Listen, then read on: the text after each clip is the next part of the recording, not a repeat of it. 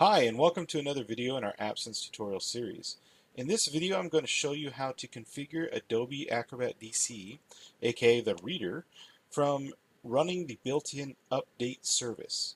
This is especially useful for IT administrators who stage out and deploy Adobe updates via something like LANDESK Security Patch Management System.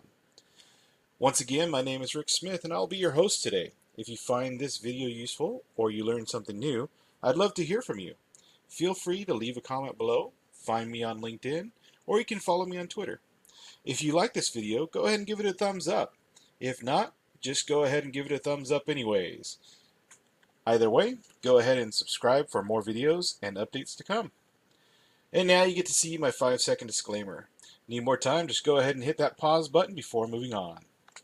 So with this video tutorial, we'll once again use the AppSense Environment Manager to configure our policy settings. You might be surprised to know that Adobe does provide some ADM and ADMX starter templates, and you'll find a link to the templates in the description below.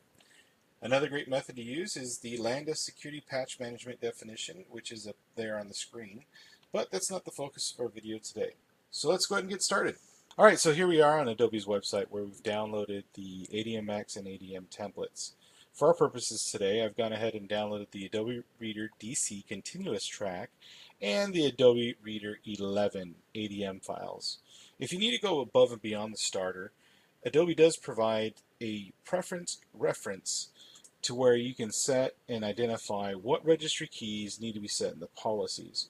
For our purposes, the policy that will actually get written is this policy here, which is the B Updater registry key. It is in the HKLM Software Policies Adobe and then your Products and Version Feature Lockdown section. Because it's an HKLM registry key, we know that this is going to be applied to the computer startup level and not the user logon level. So we're going to go ahead and open up the Environment Manager console here. Go ahead and expand Computer Startup, and I'm going to put this under GPO. Alright, so here in the GPO node that I've created, I'm going to go ahead and create a logical separator. If you've seen any other videos that I've created, you know that I like to kind of keep things organized. And the way I do that is I just create a custom action.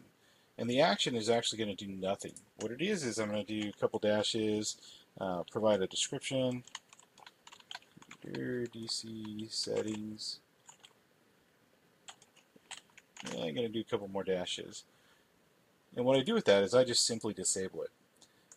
And you'll see how that's a little bit helpful here in just a second. So I'm going to go ahead and reference my GPO and set the settings for Adobe Reader DC. So you're going to go right click, do actions, going to go to group policy, and I'm going to use the ADMX version. Now these settings I've put up in a centralized share, and I suggest that you do the same, putting your settings into a centralized share area where all the administrators can get to them. So I'm going to go ahead and copy that in and click add. And when I do that, you can see that I have the Adobe Acrobat Reader DC settings set. So the specific setting we're going to try and look for is right here, disable automatic updates. So the nice thing about using ADMX and ADM files versus just straight registry rights is you get these descriptions that are provided, in this case by the vendor, to help assist you to know what the settings do and what you need to set. So I'm going to go ahead and set this option to enable. I'm going to click OK. You can see that it's enabled there. I'm going to click OK. I'm going to go and apply it permanently, and then that's the extent of it. Now what I want to do is also do a setting for Adobe Reader 11. So what I'd like to do is just go ahead and create that logical separator again, which is disabled, so it's not doing anything. And then I'm going to go ahead and go in and change the setting name. So now that I've got my logical separator there, I'm going to go ahead and create another ADMX action. So go to Group Policy, ADMX. This time around I'm going to specify the Adobe Reader 11 location. I'm going to hit Add, and you can see that we have Adobe Reader 11. So same thing, we're going to go into Preferences, General, Disable Automatic Updates, and turn that on. So we're going to hit OK, Apply Permanently, and click OK. One of the things that you may need to do in your own environment is to use the registry keys. Adobe only provides the ADMX templates for Reader DC and Reader 11. If you happen to have 7, 8, 9, 10 in your enterprise still, and you need to lock that down, you might just have to go ahead and set those registry keys manually. It's a lot easier than creating an entire ADMX file from scratch. But in our case, we are keeping up to date with the latest patches and the latest releases. So really, even Adobe Reader 11 for us is a little old. But we're going to go ahead and set it anyways. Now you might be asking me, Rick, I really don't want to set the policies unless I know for a fact that the application is installed. There's a number of ways to do that. One of the ways in which we can do this is by doing a condition based off of the registry key that is under app paths, and I'll show you where that's at now. So, and all we're going to do is look to see if the key exists. So we're going to browse to local machine. We're going to go down to software, and under software we're going to find Microsoft, and under Microsoft we're going to hit up Windows. There we are, Windows, and we're going to go to current version, and then we're going to go to app paths, this key here. So on a machine that has Adobe Reader installed, this path will exist. On a machine that doesn't have Adobe Reader installed, it's going to be gone. Why am I using this registry key instead of just pointing to the executable itself?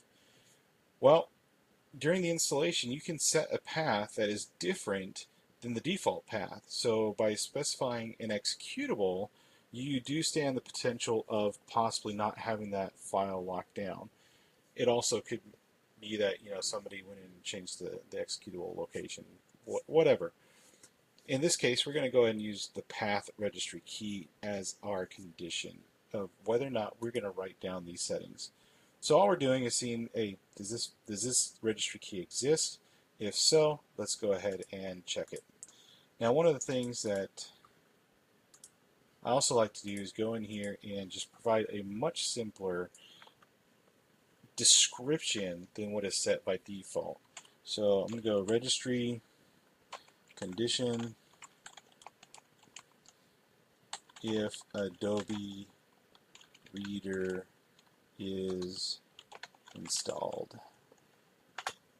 Alright, you can see that simplifies it right away. Then we're going to go ahead and select all of these, go ahead and do a cut, and we're going to paste it underneath the condition. So we have Adobe Reader DC, ADMX, ADMX. We might also want to name these, and let's make sure we're still on our DC setting, that they didn't get copied in incorrectly. And we're going to go ahead and say GPO Adobe DC disable updates. GPO Adobe DC disable. Oops, I'm sorry. Adobe 11. Adobe Reader 11 disable automatic updates. Another reason why I rename the group policy action items is so that when I'm troubleshooting through the event logs, that I can better identify which specific ADMX action was taking place. And that keys off in large part by the description there. And that's really all there is to it. So now the only thing left to do is to go ahead and save and apply our settings. I really hope you found this video informative and useful. If so, please don't forget to like and subscribe.